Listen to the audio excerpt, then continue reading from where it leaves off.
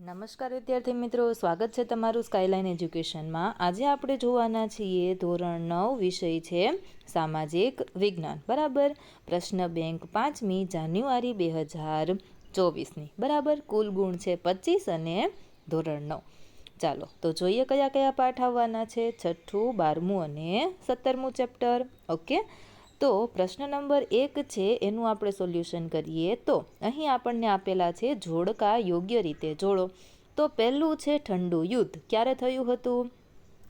તો જવાબની અંદર આપણે લખીશું બી। ઓકે, ચાલો। ત્યાર પછી દ્વિતીય વિશ્વ યુદ્ધ 1939 થી 1945। ત્રીજું સોવિયત યુનિયનનું વિભાજન 1990-91। ચોથું ભારત પરમાણુ અખતરો ક્યારે કર્યો હતો? 1998માં। પાંચમું લીમડો, તો લીમડોમાં આવશે જીવાણુ પ્રતિરોધક। ત્યાર પછી તુલસી, તો તુલસીમાં આવશે શરદી, ઉધરસ, તાવ। સાતમું આંબળા, એમાં આવશે વાયુ પિત્તને દૂર કરે છે। આઠમું હરડે, એમાં આવશે કબજિયાત અને વાળ। નવમું છે ગળો, તો એમાં આવશે મધુ પ્રમેહ, બરાબર, તાવ અને સાંધાના દુખાવા માટે, બરાબર, અહીં મધુ પ્રમેહ પણ આવે।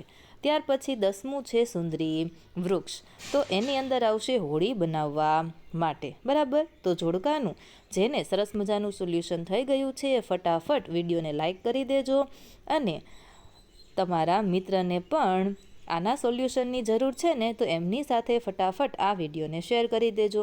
આવી જ રીતે બીજા વિડીયો જોવા માટે ચેનલને સબસ્ક્રાઈબ જરૂરથી કરજો અને આ તમને વિડીયો કેવો લાગ્યો ફટાફટ કમેન્ટ કરીને જણાવો। ઓકે, આપણે આગળ સંપૂર્ણ સોલ્યુશન જોઈએ। 1 કે 2 વાક્યમાં જવાબ લખો। તો પહેલું છે સંયુક્ત રાષ્ટ્રોનો મુખ્ય ધ્યેય શું છે? તો કે માનવજાતને શાંતિ અને સ્વાતંત્ર્ય રક્ષણ માટેનું કામ છે, બરાબર, મુખ્ય ધ્યેય એનો એ છે। બીજું, ભારત અને પાકિસ્તાન વચ્ચે કઈ કઈ સાલમાં યુદ્ધો થયા અને તેનું શું પરિણામ આવ્યું? તો લખો જવાબમાં પહેલું યુદ્ધ 1948માં, 1965માં, 1971માં અને 1999માં યુદ્ધ થયા છે અને દર વખતે હાર કોની થઈ છે? તો કે પાકિસ્તાનની હાર થઈ છે। આ તમારે પરિણામમાં લખવાનું। ત્યાર પછી ત્રીજું, ભારત અને ચીન વચ્ચેની સરહદ કયા નામે ઓળખાય છે? જવાબમાં લખો મેક-મોહન રેખા। ચોથું, વર્લ્ડ ટ્રેડ સેન્ટર ઉપર આતંકવાદી હુમલો ક્યારે થયો હતો? તો લખવાનું 11 સપ્ટેમ્બર 2001માં, બરાબર, ચાલો। પાંચમું, ભારતીય ગણતંત્ર દિવસમાં ભાગ લેનારા અમેરિકાના સર્વપ્રથમ રાષ્ટ્રપ્રમુખ કોણ હતા? ચાલો ફટાફટ કમેન્ટ કરો। ઓકે, ચાલો। છઠ્ઠું, સોવિયત યુનિયનનું વિભાજન કયા પ્રમુખની ઉદારમતવાદી નીતિને કારણે થયું? તો જવાબમાં આપણે લખીશું ગોર્બોચોવ। ઓકે, મિખાઇલ ગોર્બોચોવ। સાતમું, બાંગ્લાદેશનો ઉદ્ભવ કઈ સાલમાં થયો? તે પહેલાં એ કયા દેશનો એક ભાગ હતો? તો ઉદ્ભવ થયો 1971માં। એની પહેલાં એ પાકિસ્તાનનો એક ભાગ હતો અને પૂર્વ પાકિસ્તાન તરીકે એ ઓળખાતું હતું। આઠમું, ભારતના તમિળ લોકો કયા દેશમાં લાંબા સમયથી સ્થાયી થયા? તો દેશ પૂછ્યો છે, શું આવશે? તો કે શ્રીલંકા। ત્યાર પછી આપણને આપેલા છે વિકલ્પો, તો જે લોકોને જોડકા અને એક ગુણના સવાલ એના બંનેનું સરસ મજાનું સોલ્યુશન થઈ ગયું હોય એ ફટાફટ રેડ હાર્ટ કમેન્ટ કરી દેજો અને હા, સાથે સાથે તમારી શાળાનું નામ લખવાનું ભૂલશો નહીં। બીજા કોઈ પણ સોલ્યુશનની જરૂર હોય તો એને હું તમને ડિસ્ક્રિપ્શન બોક્સની અંદર લિંક આપી દઉં છું, ત્યાંથી તમે જોઈ શકો છો અને હા, PDF ડાઉનલોડ કરવાની લિંક પણ ત્યાં આપી દઉં છું, બરાબર। તો વિડીયોને લાઈક ફટાફટ કરી દેજો અને ચેનલને સબસ્ક્રાઈબ કરી લેજો। વિકલ્પમાં પહેલો વિકલ્પ છે ઈસવીસન ખાલી જગ્યામાં બીજું વિશ્વયુદ્ધ ફાટી નીકળ્યું। તો હમણાં આપણે જોડકામાં જોયું ને શું આવશે? તો કે 1939, પણ અહીં તો તમે જોઈ શકો છો 2 ઓપ્શન આપેલા છે તો બંને સાચા છે, બરાબર। બીજું,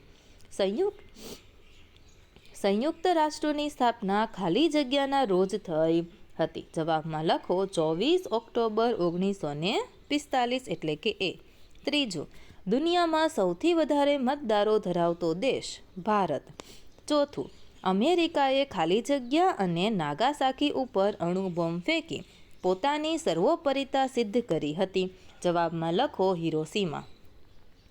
ત્યાર પછી પાંચમું, ભારતના કયા વડાપ્રધાનના નેતૃત્વ હેઠળ ભારતે બિનજોડાણની વિદેશ નીતિ અપનાવી હતી? જવાબમાં આવશે જવાહરલાલ નહેરુ.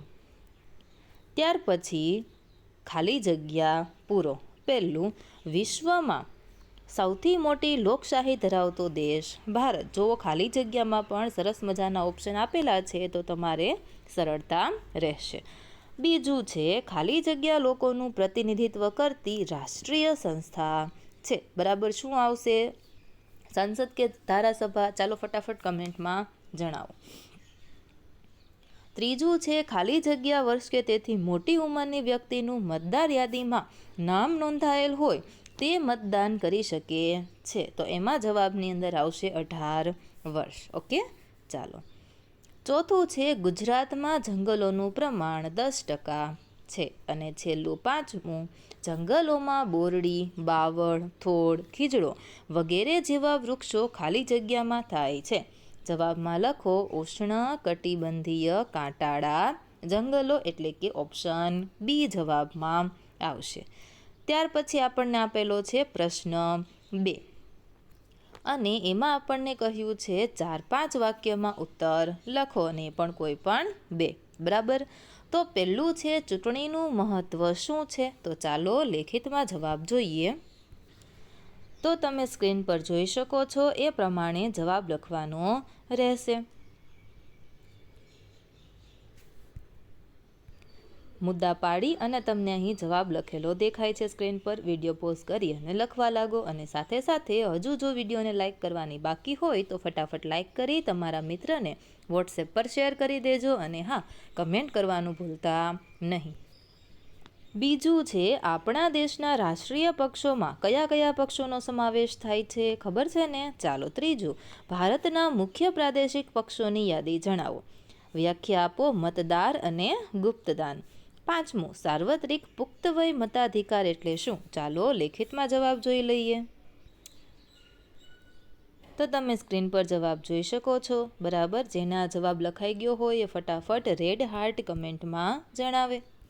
તો અહીં આપેલા સવાલમાંથી કોઈ પણ 2 સવાલ તમને પૂછાશે. બરાબર છે. ચાલો. ત્યાર પછી નીચે આપેલું છે પ્રશ્નોના ટૂંકમાં ઉત્તર લખો. આ બધા જ સવાલના જવાબ હું તમને પીડીએફમાં આપી દઈશ. બરાબર. અને એ પીડીએફ ડાઉનલોડ કરવાની લિંક હું તમને ડિસ્ક્રિપ્શન બોક્સમાં આપી દઉં છું. ત્યાંથી તમે ડાઉનલોડ કરી લેજો. ઓકે, ચાલો. ત્યાર પછી અહીં છેલ્લે આપેલા છે સવિસ્તર જવાબ. વિડીયોમાં સોલ્યુશન કરવાની ખૂબ મજા આવી ગઈ હોય તો લાઇક કરી દેજો, ચેનલને સબસ્ક્રાઈબ કરી દેજો અને વોટ્સએપ પર આ વિડીયોને શેર કરી દેજો. ખૂબ ખૂબ આભાર.